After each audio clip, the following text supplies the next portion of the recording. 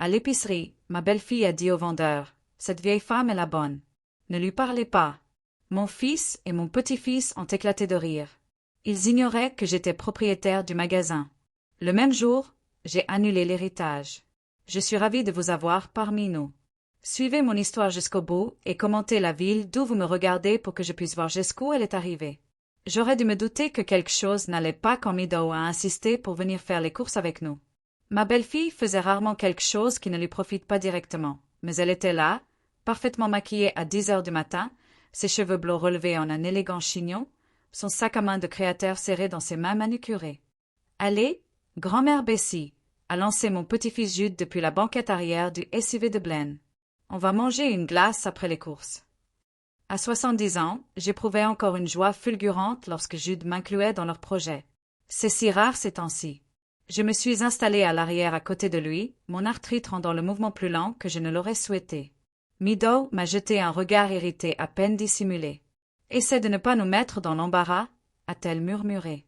Juste assez fort pour que je l'entende, mais assez bas pour que Blaine, mon propre fils, ne l'entende pas depuis le siège conducteur. Je ne dis rien. J'avais appris au fil des ans que répondre aux petites remarques de Meadows ne faisait qu'empirer les choses. Blaine prenait inévitablement son parti, et je me sentais encore plus petit qu'avant. L'épicerie était animée pour un mardi matin. Des familles avec de jeunes enfants, des couples âgés avançant lentement dans les allées, et des professionnels affairés achetant des provisions pour le déjeuner. Je faisais mes courses chez Morrison S. Market depuis plus de 30 ans, bien avant que Meadow ne sache même que mon fils existait. Les allées familières et les visages amicaux me réconfortaient généralement. Nous avons traversé le magasin, Meadow nous guidant avec l'efficacité d'un commandant militaire. Elle avait une liste, et Dieu soit loué pour ceux qui s'en écartaient. Jude est resté près de sa mère, me jetant de temps en temps un regard que j'espérais affectueux, mais qui n'était peut-être qu'une reconnaissance polie. Arrivé à la caisse, j'ai ressenti cette oppression familière dans ma poitrine. Le jeune homme derrière le caissier, probablement âgé d'une vingtaine d'années, au regard bienveillant et au sourire sincère, commença à examiner nos articles. Il leva les yeux vers moi et me sourit chaleureusement. « Bonjour, madame. Comment allez-vous aujourd'hui » Avant que je puisse répondre, Meadow s'interposa entre nous, la voix cinglante et tranchante. « Cette vieille femme est la bonne. Ne lui parlez pas. » Ces mots me frappèrent comme un coup de poing. Mon souffle se bloqua et je sentis le rouge me monter aux joues. Le visage du jeune caissier se décomposa, la confusion remplaçant son air amical. Son regard passa de Meadow à moi, visiblement mal à l'aise face à ce qu'il venait de voir. Mais pire que les paroles de Meadow, ce fut ce qui se passa ensuite. Blaine, mon propre fils, le garçon que j'avais élevé et pour lequel je me suis sacrifié, éclata de rire. Ce n'était pas un simple gloussement ou un gloussement nerveux. C'était un rire franc et franc, comme si ce que Meadow avait dit était la chose la plus drôle qu'il ait entendue de la semaine. Jude se joignit à lui, sa voix d'enfant de 12 ans rajoutant à l'humiliation. « Ouais, grand-mère est comme notre domestique, » dit-il entre deux rires, reprenant clairement une phrase entendue à la maison. Je restai figé, les mains agrippées à la poignée de mon vieux sac à main, si fort que mes jointures en blanchirent. L'expression du caissier passa de la confusion à une expression proche de la pitié, ce qui, d'une certaine manière, ne fit qu'empirer les choses. Il cessa tout contact visuel avec moi, dirigeant tous ses commentaires vers Meadow et me traitant comme si j'étais vraiment invisible. « Papier ou plastique » demanda-t-il à Meadow, la voix nettement plus froide qu'auparavant. « Plastique » répondit-elle d'un ton suffisant, visiblement satisfaite du déroulement de l'échange. D'autres clients dans la file me fixaient maintenant du regard. Certains semblaient mal à l'aise, d'autres amusés par le drame familial qui se jouait sous leurs yeux. J'avais envie de disparaître, de me fondre dans le sol et de ne plus jamais revoir un être humain. Le pire, ce n'était même pas l'humiliation publique. C'était de réaliser que c'était ainsi que ma propre famille me voyait. Ni comme une mère, ni comme une grand-mère, ni même comme une personne digne du respect le plus élémentaire. J'étais laide. J'étais quelqu'un qu'on pouvait gérer, contrôler, et dont on se moquait parfois pour le divertir. Alors que nous marchions vers la voiture, Meadow passa le bras à Blas, bavardant joyeusement de ses projets de dîner. Jude sautilla devant, ayant déjà oublié ce qui s'était passé, et je les suivis comme la servante qu'ils avaient dépeinte, portant à parts égales leur course et ma honte. Le trajet du retour fut une torture. Ils discutèrent de leur projet de week-end, une journée au spa pour Meadow et une partie de golf pour Blaine, tandis que j'étais assis en silence sur la banquette arrière, digérant encore ce qui s'était passé. Personne ne parla de la glace promise. Personne ne me demanda si j'allais bien. En arrivant à la maison, j'ai porté les courses dans la cuisine pendant qu'ils se dispersaient pour vaquer à leurs occupations. J'ai tout rangé machinalement, l'esprit engourdi par le choc et la douleur. C'était ma vie. C'était ce que j'étais devenue. Mais, seule dans cette cuisine, quelque chose au fond de moi a commencé à changer. Pour la première fois depuis des années, je me suis demandé si c'était vraiment la vie que je méritais. Le silence dans ma petite chambre me semblait plus pesant que d'habitude. Ce soir-là, j'étais assise au bord de mon lit, toujours vêtue des mêmes vêtements de notre désastreuse virée shopping, incapable de trouver l'énergie de changer.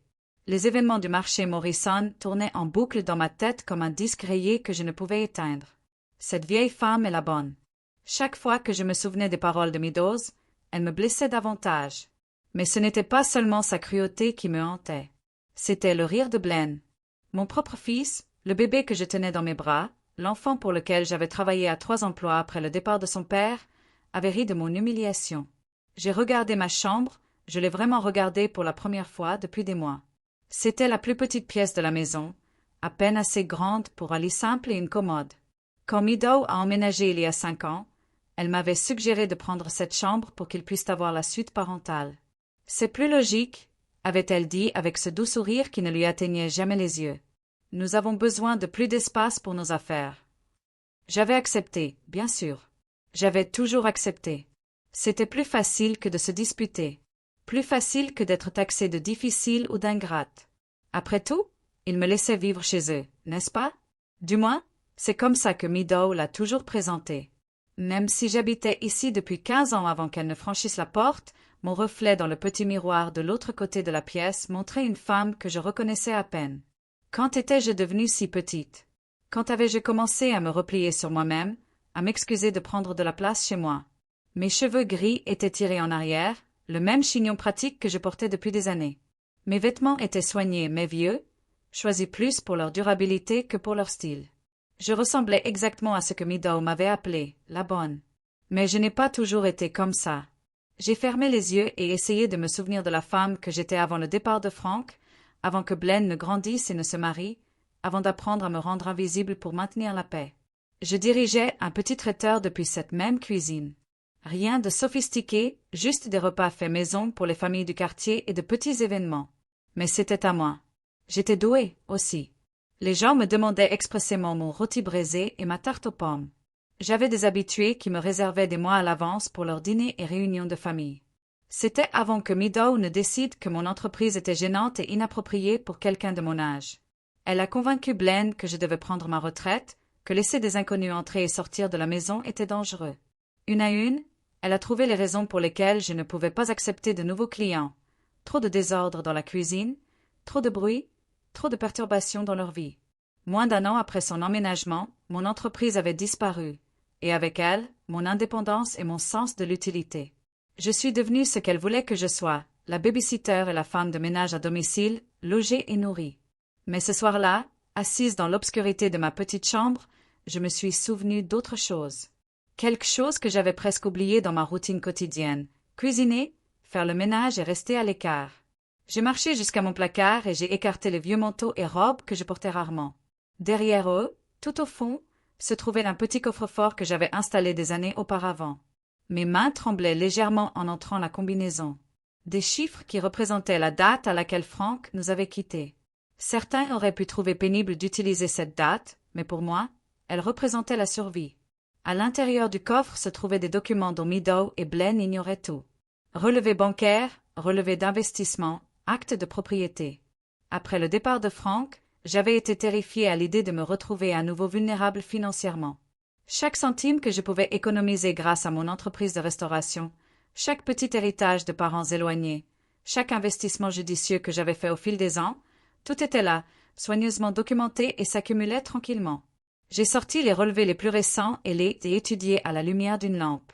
Au fil des décennies, mes investissements prudents avaient considérablement progressé. Je possédais 3 immeubles locatifs en centre-ville, un portefeuille d'investissements diversifié. Oui, je détenais 40% du marché de Morrison, la même où j'avais été humiliée aujourd'hui. L'ancien propriétaire, Bill Morrison, avait été l'un de mes clients traiteurs. Lorsqu'il avait voulu se développer mais avait besoin d'investisseurs, J'avais discrètement fourni le capital en échange d'un partenariat. Tout était parfaitement légal et documenté, mais je n'en avais jamais parlé à Blaine ni à Meadow. Pourquoi l'aurais-je fait? Il trouverait seulement le moyen de s'impliquer, de prendre le contrôle, de prendre des décisions concernant mon argent et mes relations d'affaires. J'avais appris très tôt, pendant mon internat à Meadows, que tout signe d'indépendance ou de stabilité financière était perçu comme une menace pour son contrôle. Quand j'avais mentionné avoir des économies, elle avait immédiatement commencé à suggérer des moyens de les aider à couvrir diverses dépenses. Quand j'avais évoqué le fait de posséder un petit bien locatif, elle avait insinué que je devrais le vendre et leur en donner le produit pour les études de Jude. Du coup, j'avais cessé d'en parler. Je leur avais laissé croire que je dépendais entièrement de leur générosité, que je n'avais rien ni personne d'autre. Cela préservait la paix, même si cela impliquait de sacrifier ma dignité. Mais ce soir, en regardant ces documents, j'ai réalisé que j'avais sacrifié plus que ma dignité. Je m'étais sacrifié moi-même. La femme qui avait bâti ce petit empire d'investissement et de propriété n'était ni faible ni impuissante. Elle était intelligente, débrouillarde et indépendante. C'était quelqu'un qui méritait le respect, pas quelqu'un qui devait accepter d'être traité de femme de ménage par sa propre famille. J'ai soigneusement remis les documents dans le coffre, mais je ne l'ai pas fermé immédiatement. Demain, je passerai quelques coups de fil. Je visitais des bureaux où je n'étais pas allé depuis bien trop longtemps. Je commençais à me rappeler qui j'étais vraiment, derrière toutes ces années passées à essayer d'être ce qu'ils voulaient. Alors que j'enfilais enfin ma chemise de nuit et me préparais à aller me coucher, j'ai de nouveau croisé mon reflet dans le miroir. Cette fois, je ne voyais pas de victime. J'ai vu une femme qui jouait un rôle depuis si longtemps qu'elle en avait oublié qu'il ne s'agissait que d'une comédie. Mais toute représentation devait finir un jour. 3 jours après l'incident de l'épicerie, je revenais de ma promenade de l'après-midi lorsque j'ai entendu des voix provenant du salon. La porte d'entrée tremblait légèrement, et le rire caractéristique de Meadow résonnait dans la maison. Elle était de nouveau divertissante, ce qui signifiait que je devais me faire discret jusqu'au départ de ses invités. J'allais rejoindre ma chambre quand j'ai entendu mon nom. Quelque chose dans le ton me figea au bas de l'escalier, la main agrippée à la rampe. Honnêtement, je ne sais pas combien de temps je pourrais encore la supporter, disait Meadow, sa voix portant ce ton particulier qu'elle prenait quand elle se croyait intelligente. Elle traîne les pieds ici comme une sorte de fantôme. Toujours là. Tu ne pourrais pas juste la mettre dans un foyer? C'était une voix que je ne reconnaissais pas. Une des nouvelles amies de Meadow, de son club de lecture. Le rire de Meadow était sec et calculateur. Oh, crois-moi, j'ai fait des recherches. Mais Blaine devient tout sentimental dès que j'aborde le sujet. Dit, on ne peut pas abandonner sa pauvre vieille mère. Sa voix était teintée d'une compassion feinte. Ce qu'il ne comprend pas, c'est que c'est elle qui nous abandonne en étant un tel fardeau. J'avais les jambes qui faiblissaient. Je me suis collé au mur, caché, mais assez près pour entendre chaque mot. De plus, continua Meadow, on attend que la question de l'héritage se résolve, si tu vois ce que je veux dire. Blaine pense qu'elle a peut-être des économies de côté. Peut-être une petite assurance-vie. Ce serait stupide de la faire partir avant de savoir à quoi on a affaire. Une autre voix intervint. Celle de Sandra, une femme que j'avais rencontrée plusieurs fois lors de réunions de famille. Combien de temps encore? Vraiment? Elle a quoi? 70 ans? Et elle paraît plus vieille. C'est bien là le problème. Meadow soupira dramatiquement. Elle est en meilleure santé qu'elle n'en a l'air. Elle pourrait vivre encore 10 ans, pour ce qu'on en sait. Pendant ce temps, je suis coincée à jouer les nounous pour quelqu'un qui n'apporte absolument rien à ce foyer. La cruauté désinvolte de la situation m'a coupé le souffle. Je savais que Meadow ne m'aimait pas, mais l'entendre parler de ma mort comme d'une transaction commerciale était quelque chose à laquelle je n'étais pas préparée. « Mais qu'est-ce qu'elle fait toute la journée ?» demanda Sandra. « Oh, elle est très occupée, » dit Meadow avec un amusement amer. « Cuisiner, faire le ménage, surveiller Jude quand on a besoin d'elle. Du travail gratuit. En gros, je suppose qu'il y a des avantages à l'avoir près de nous, mais honnêtement, les inconvénients l'emportent sur les avantages à ce stade. » J'ai entendu des pas et j'ai vite compris que quelqu'un se dirigeait vers la cuisine. Je me suis glissée discrètement dans l'escalier, le cœur battant si fort que j'étais sûre qu'il l'entendrait en bas. Une fois en sécurité dans ma chambre, je me suis assise lourdement sur mon lit, essayant de digérer ce que je venais d'entendre. Ils attendaient ma mort, sans espérer que je vive une vie longue et saine, entourée d'une famille qui m'aimait. Ils attendaient ma mort pour hériter des miettes qu'ils pensaient que j'avais laissées derrière moi.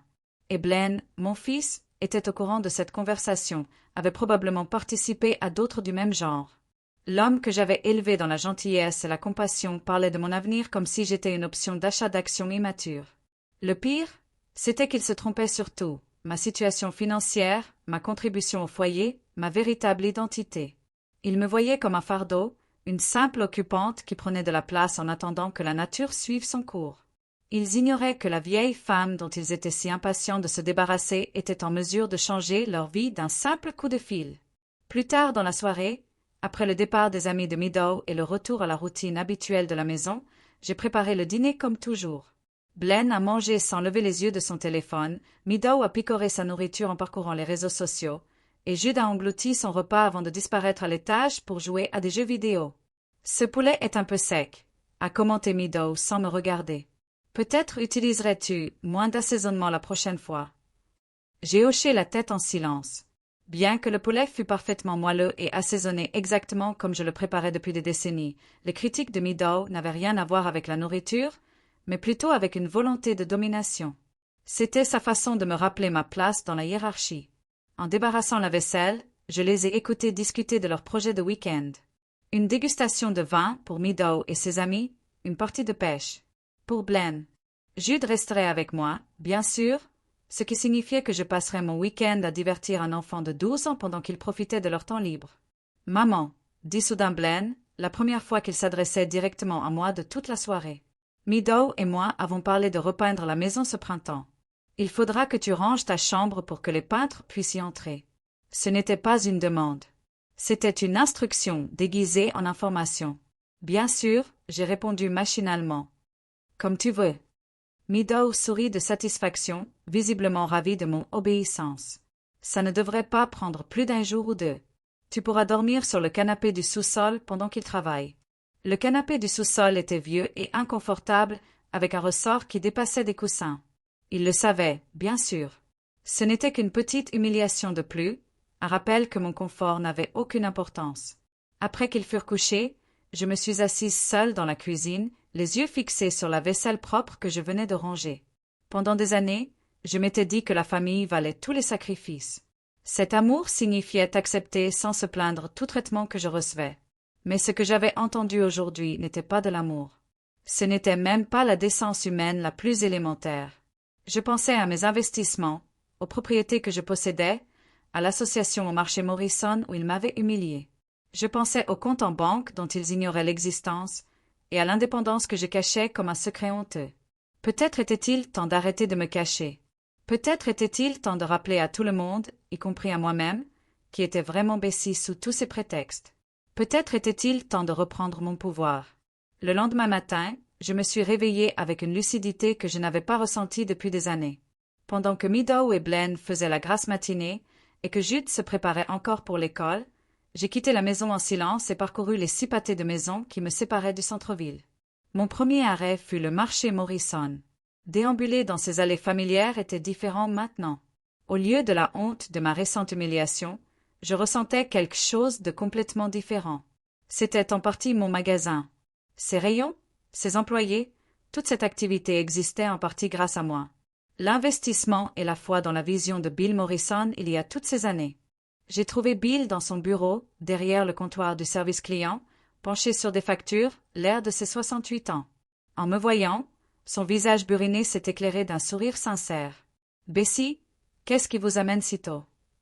Je me suis installée sur la chaise en face de son bureau, plus à l'aise que je ne l'avais été depuis des mois.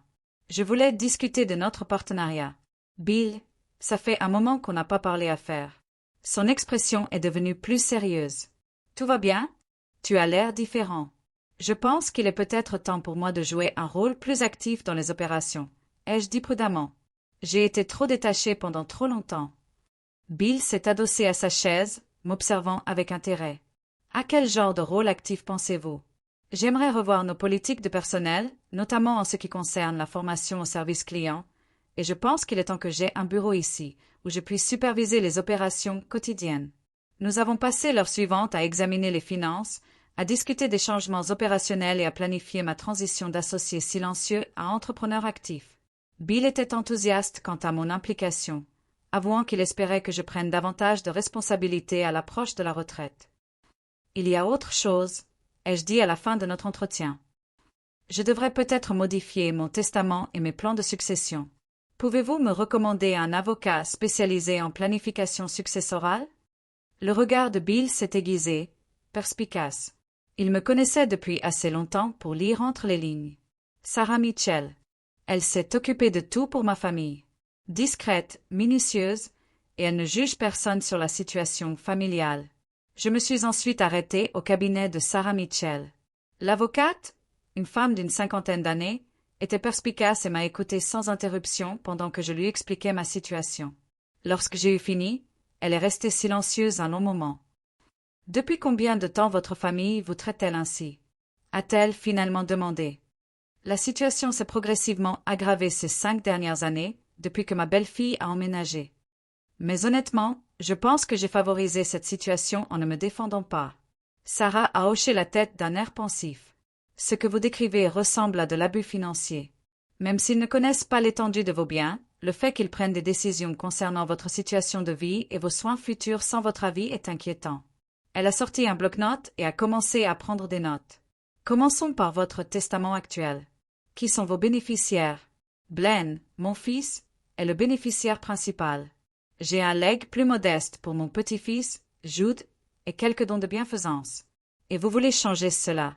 J'ai pris une grande inspiration. Je veux me débarrasser complètement de Blaine. Je veux créer une fiducie pour Jude à laquelle il pourra accéder à ses 25 ans, à condition qu'il entretienne avec moi une relation basée sur le respect et non sur l'obligation. Et je veux augmenter considérablement mes dons de bienfaisance. Sarah prenait des notes pendant que je parlais. Qu'en est-il de vos intérêts commerciaux? Je veux garder le contrôle de mon vivant, mais j'envisage différentes options pour après mon décès. Peut-être l'actionnariat salarié, la revente de mes actions à Bill, ou peut-être autre chose. Ce que je ne veux pas, c'est que mon fils et sa femme prennent le contrôle d'entreprises qu'ils ne comprennent pas et qu'ils n'ont pas créées. Nous avons passé 2 heures à examiner les différentes options, à discuter des structures fiduciaires et à planifier une refonte complète de la succession. Sarah m'a expliqué que les changements que je souhaitais prendraient plusieurs semaines à finaliser, mais qu'elle pouvait commencer les démarches administratives immédiatement. Il y a encore une chose, ai-je dit en m'apprêtant à partir. Je veux que tout soit fait en toute confidentialité. Ma famille ne peut être informée de ces changements qu'une fois qu'ils seront finalisés. Bien sûr, le secret professionnel protège toutes nos communications. Mais Bessie, puis-je te donner un conseil personnel? J'ai hoché la tête. Ne laisse pas la peur de leur réaction t'empêcher de te protéger. Tu as parfaitement le droit de changer d'avis sur ton héritage, surtout si tes bénéficiaires te traitent mal. Ton argent t'appartient et tu peux en faire ce que tu veux. En rentrant chez moi, je me sentais plus légère que jamais. Pour la première fois depuis que Meadow avait emménagé, j'agissais au lieu de subir. Je me rappelais que j'avais le choix, que je n'étais pas obligée d'accepter le traitement qu'il me ferait subir. En arrivant à la maison, Meadow était dans la cuisine en train de se préparer un smoothie. Elle leva les yeux vers moi avec une légère irritation. « Où étais-tu? J'avais besoin que tu gardes Jude ce matin, mais tu as disparu. »« J'avais des courses à faire, » répondis-je calmement. « Affaires professionnelles ?» parut-elle perplexe. « Quelles affaires professionnelles? »« Affaires personnelles, » dis-je. « Je vais préparer le déjeuner. » Meadow fronça les sourcils. « Quelles affaires personnelles? Tu n'as rien à faire. » Je continuai à couper des légumes, sans répondre à ses questions. Pour une fois, sa confusion ne me dérangea pas. En fait, j'ai trouvé ça presque amusant. Elle était si certaine de tout savoir de ma vie. Si sûre de moi que je n'étais rien d'autre qu'une vieille dame dépendante, sans ressources ni options. « Bessie !» Sa voix portait une note d'avertissement. « Allons, je te pose une question. » J'ai levé les yeux vers elle, la regardant droit dans les yeux pour peut-être la première fois depuis des années, et j'ai répondu. J'avais des affaires personnelles à régler. Quelque chose dans mon ton a dû la surprendre, car elle a reculé légèrement, son smoothie oublié. « Eh bien, » a-t-elle dit au bout d'un moment, visiblement troublée. « La prochaine fois, il faut prévenir quelqu'un de ton départ. On s'inquiète quand tu disparais. » J'ai failli rire. La femme qui avait passé l'après-midi de la veille à discuter de ma mort avec ses amis s'est soudain inquiétée de mon sort. « Je m'en souviendrai, » ai-je dit en retournant à mes légumes. En préparant le déjeuner, j'ai pensé aux documents que Sarah allait rédiger, au nouveau bureau que j'allais bientôt avoir au marché Morrison, à tous les changements à venir.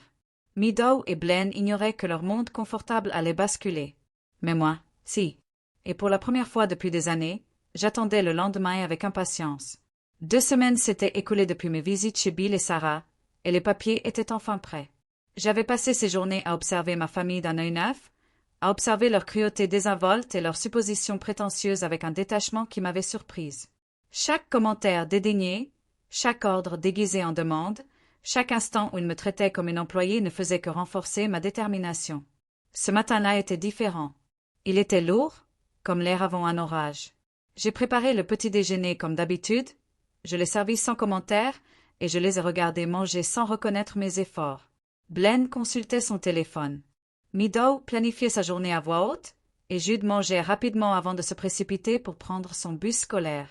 À 10 heures précises, on frappa à la porte d'entrée. Meadow leva les yeux de son magazine, agacé. « Tu attends quelqu'un » ? « Je vais m'en occuper, » dis-je calmement en passant mes mains sur mon tablier. Sarah Mitchell se tenait sur le porche, professionnelle et posée dans son tailleur bleu marine, une serviette en cuir à la main. Derrière, elle se tenait un homme plus jeune que je ne reconnus pas. « Bonjour, Madame Harrison. Je suis ici pour vous remettre des documents dont nous avons discuté. » Meadow apparut presque aussitôt derrière moi, sa curiosité prenant le dessus sur son indifférence habituelle pour mes activités. « Qui est-ce » demanda-t-elle. « Voici mon avocate, Sarah Mitchell, dis-je en m'écartant pour les laisser entrer. Et je crois que vous avez quelque chose pour moi. » Sarah hocha la tête, ouvrit sa serviette et en sortit une épaisse enveloppe. « Les documents que vous avez demandés, tous dûment remplis et classés. Et voici James Morrison, le fils de Bill Morrison, et l'avocat chargé des formalités de transfert d'entreprise. » Transfert d'entreprise. La voix de Meadow avait monté d'une octave. Quel transfert d'entreprise? Je pris l'enveloppe des mains de Sarah, la sentant lourdement dans mes mains. Des années de planification minutieuse, des décennies d'investissement discret et une vie de sous-estimation avaient conduit à ce moment. Peut-être devrions-nous tous nous asseoir, suggérai-je en les conduisant au salon. Blaine sortit de la cuisine, attiré par cette activité inhabituelle. Son visage exprimait la confusion en observant les 2 avocats, l'atmosphère formelle et sa mère tenant des documents officiels. « Maman, que se passe-t-il » demanda-t-il en s'installant. Je me suis assise sur le canapé à côté de Meadow. Je suis restée debout, l'enveloppe toujours fermée entre mes mains. J'ai pensé qu'il était temps que vous sachiez tous les 2 la vérité sur la situation financière de notre famille. Meadow a plissé les yeux. « De quoi parlez-vous » ? « Il y a 3 semaines, vous m'avez traité de bonne devant des inconnus, » ai-je dit doucement. « Vous avez ri lorsque la caissière m'a traité avec irrespect. Vous avez passé des années à me faire sentir comme un fardeau, comme quelqu'un dont la seule valeur résidait dans le travail non rémunéré que je fournissais. »« Maman » a commencé Blaine, mais j'ai levé la main. « Laissez-moi finir. La semaine dernière, je vous ai entendu parler de ma mort avec vos amis, Meadow, vous demandant combien de temps vous auriez encore à vous occuper de moi et spéculant sur le peu d'héritage que je pourrais laisser. Le visage de Meadow est devenu rouge. Vous écoutiez aux portes de ma propre maison. Je l'ai interrompu. Oui, c'était le cas. Et ce que j'ai entendu m'a fait comprendre que vous n'avez aucune idée de qui je suis vraiment. J'ai ouvert l'enveloppe et j'ai sorti le premier document. Ceci est une notification indiquant que je vous ai retiré tous les 2 de mon compte. Mon testament. Jude recevra un fonds fiduciaire à 25 ans, à condition qu'il apprenne à me traiter avec la plus élémentaire décence humaine. Tout le reste est reversé à des œuvres caritatives. Blaine perdit ses couleurs. « Maman, tu n'es pas sérieuse. On est une famille. » « On ne se traite pas comme on me traite dans une famille, » dis-je fermement. « Mais ce n'est pas le plus important que tu saches. » James Morrison s'avança et ouvrit sa propre mallette. « Madame Harrison, dois-je procéder à la divulgation ?» J'ai hoché la tête, sentant un calme étrange m'envahir. « Parlez-leur d'abord du marché de Morrison. »« Madame Harrison détient 40% du marché de Morrison, » annonça James d'un ton neutre. Elle est associée commanditaire depuis 15 ans et, depuis hier, elle assume activement les fonctions de gestion. Meadow resta bouche bée. C'est impossible. Elle n'a pas d'argent. Elle détient également des participations majoritaires dans 3 autres épiceries du comté. James poursuivit. 4 propriétés locatives en centre-ville et une société de gestion immobilière prospère qui gère 12 immeubles commerciaux. Le silence dans la pièce était assourdissant. J'ai vu la réalité de mes paroles s'imposer tandis que des années d'hypothèses s'effondraient sous leurs yeux. « Combien » murmura Blaine. De combien parlons-nous? Sarah consulta ses notes. Liquidité, participation dans les entreprises et portefeuille immobilier combinés. Estimation prudente, 47 millions de dollars. Meadow émit un bruit comme si on lui avait donné un coup de poing dans le ventre.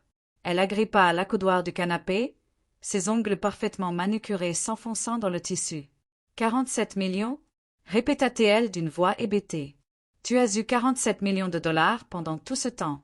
J'en ai eu les fondations, corrigeai-je. Je les ai construites pièce par pièce, investissement par investissement, pendant que tu me traitais comme une employée de maison, pendant que tu discutais de me placer dans la maison de retraite la moins chère possible, pendant que tu attendais ma mort pour hériter de mon petit pécule. Blaine se leva brusquement et se dirigea vers la fenêtre. Pourquoi ne nous as-tu rien dit? Pourquoi nous as-tu laissé réfléchir? Penser à quoi? Demandai-je sèchement. Que tu me faisais une faveur en me laissant vivre dans cette maison. Que je devrais te remercier pour tes miettes d'attention et ta gentillesse occasionnelle. Nous t'aurions traité différemment si nous l'avions su, dit Meadow avec désespoir. Exactement, répondis-je. Tu m'aurais traité différemment à cause de mon argent, pas parce que je suis un être humain. Être digne de respect. Voilà qui me dit tout ce que j'ai besoin de savoir sur votre personnalité. Sarah s'éclaircit la gorge d'un ton professionnel. Il y a encore une chose. Madame Harrison vous a également acheté cette maison, Monsieur Harrison. Votre prêt hypothécaire a été transféré à sa société hier. Vous avez 30 jours pour trouver un autre logement. L'effroi se lisait sur leur visage. Blaine s'assit lourdement, la tête entre les mains. Meadow me fixait avec une expression proche de l'horreur, comme si je m'étais soudain révélée être une étrangère. « Vous ne pouvez pas faire ça, murmura-t-elle. C'est notre maison, la maison de Jude. C'était ma maison d'abord, dis-je calmement. J'habite ici depuis 22 ans. Vous y vivez depuis 5 ans. Et durant ces 5 ans, vous avez clairement fait comprendre que ma présence ici n'était pas la bienvenue. Je remis les documents dans leur enveloppe.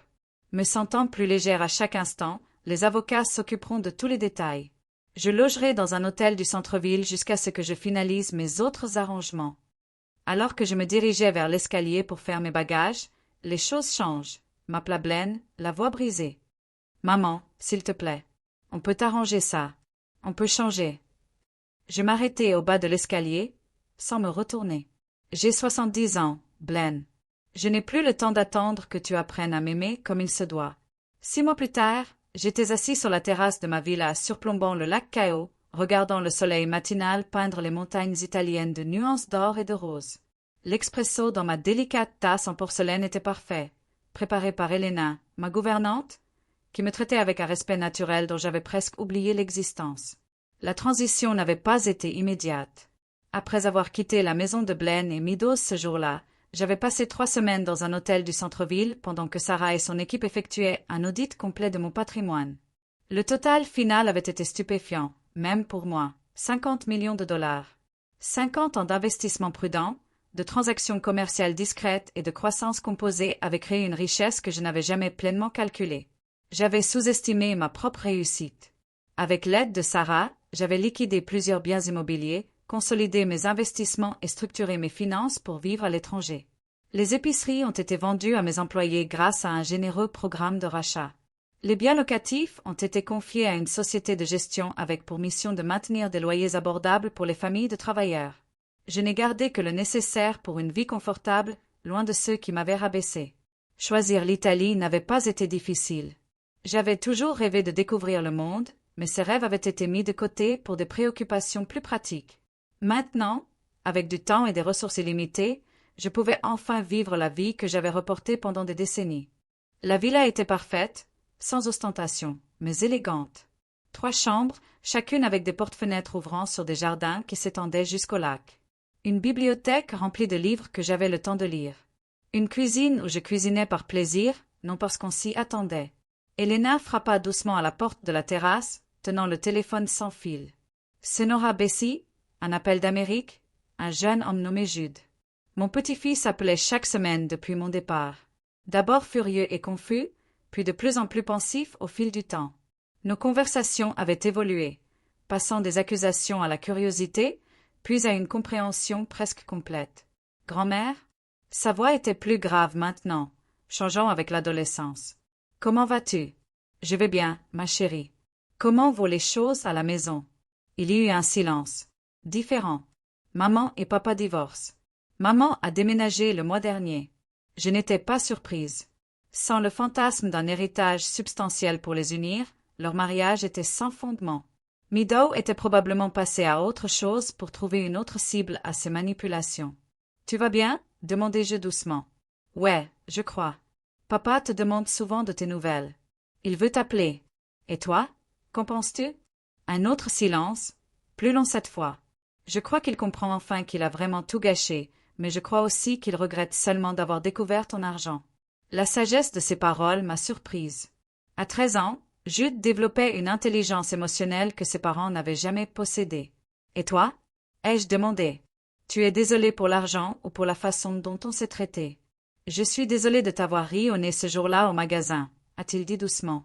Je savais que c'était mal quand je l'ai fait, mais je voulais que papa et maman me trouvent drôle. C'était stupide.